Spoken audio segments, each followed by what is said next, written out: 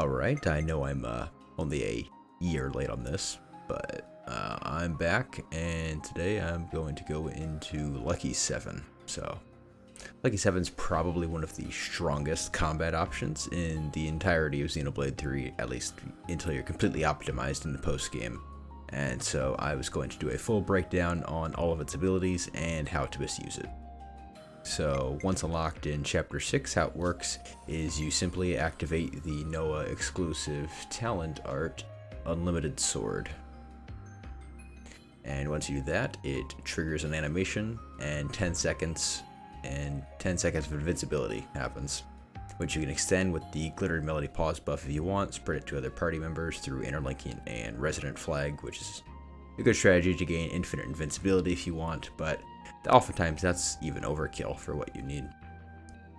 And the Lucky 7, it basically replaces your entire class with the new class, the Lucky 7 class, and depending on what role class you had before, it varies its skills. But the most important ones are on the attacker class.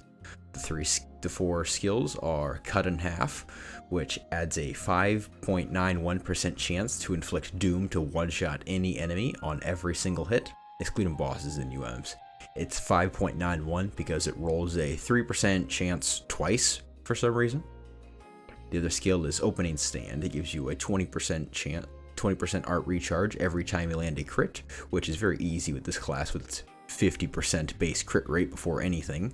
And it goes up to 100% very easily with the next skill, Realm of the Master, which every time you land a crit, you also get a 10% damage boost and a 10% boost to your crit rate. So after only 10 crits, you have 100% crit rate and 100% damage boost, and you're always triggering your Opening Stand for recharge.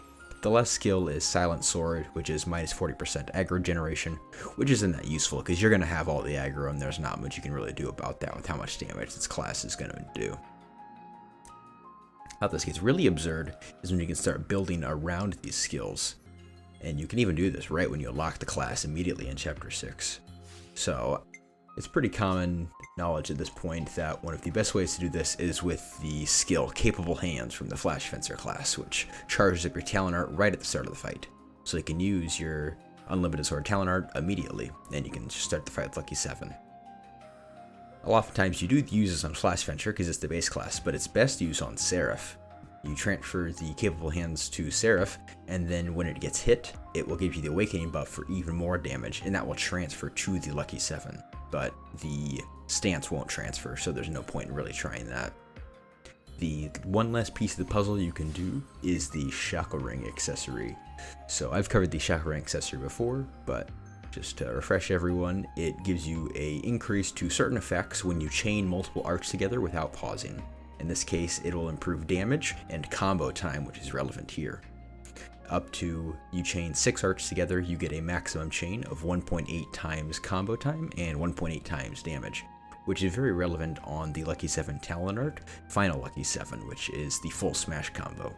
So you get increased launch time on that, as well as increased damage on it. But because of the way that the smash damage formula works, it's based on the amount of time left in the launch.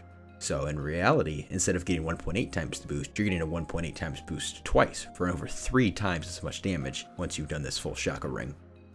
From there, you just supplement this with a few more other accessories, simple ones to boost your attack stat, simple ones to reduce the enemy's physical defense, which are very nice to have, and a few gems like Analyze Weakness and Empowered Combo, which are the strongest damage dealing gems.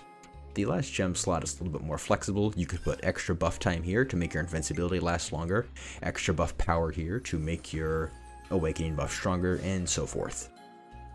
And with that, let's get into how you can use this to shred any enemy you come up against. Test this out, it's going to be Noah and his gang of Yumsmiths fighting Killikor and Grand Depths.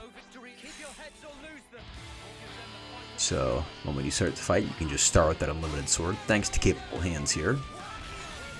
And you can see you got the invincibility buff, and from there you just start spamming Tachyon Slash repeatedly to build up your skills and crit rate as much as you can. So you can see that pause buff came out now, so I can use that to make the invincibility last even longer. And Final Lucky 7's all charged up, so now I start chaining into the other arts. So there's 2. And you can see I'm chaining all of these arts together. And on the very last art, I can find a lucky 7 and do about 6 million damage there. From there, it's just a little bit more, and it's nearly dead. And I mean, you can do this, you know, starting chapter 6, so it's very effective even when you're just playing the game for the first time. This is kind of just a spur of the moment thing. I don't know if I'm really gonna continue to make guides and be back, but I just felt like getting this out there. Anyways, thanks. See ya.